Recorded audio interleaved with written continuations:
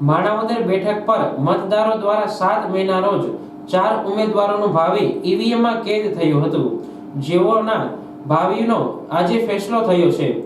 ત્યારે માણાવદરની પેટા ચૂંટણીમાં પોતાનો ધારાસભ્ય કોણ છે તેની ઉત્તેજના પણ પૂરી થઈ ગઈ છે અને ભાજપના ઉમેદવાર જંગી બહુમતીથી ચૂંટાયા હતા।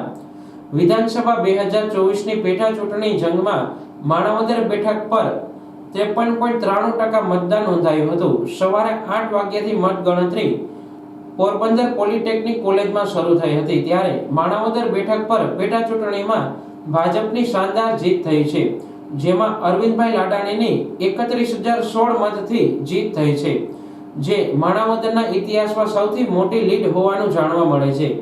આ તકે માણાવદરના ધારાસભ્ય અરવિંદભાઈ લાડાણીએ જણાવ્યું હતું કે મારા વિસ્તારના જે અધૂરા રહી ગયા છે તે કામ પૂરા કરવા મારી પ્રાથમિકતા હશે।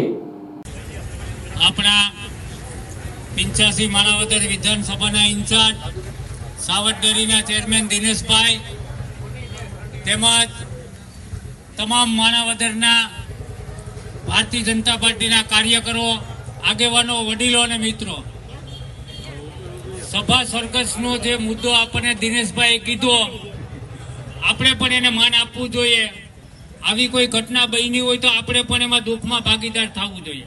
ભારતીય જનતા પાર્ટી દુઃખના ભાગીદાર થઈ અને આવા કાર્યક્રમ મોકૂફ રાખેલ છે।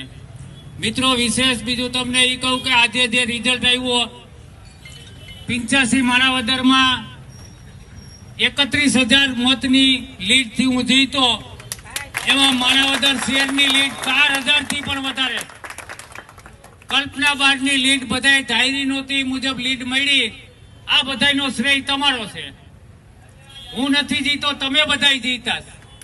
જ્યારે માણાવદરને કોઈ પણ જ્યારે જરૂરિયાત હશે કાયમી તમારા ભેગો રહીશ, આ હું તમને ખાતરી આપું છું। વિશેષ કઈ કહેવાનું નથી। તમારે જ્યારે કામ પડે આ જ કાર્યાલયમાં વધુમાં વધુ હિસાબે તમને મળી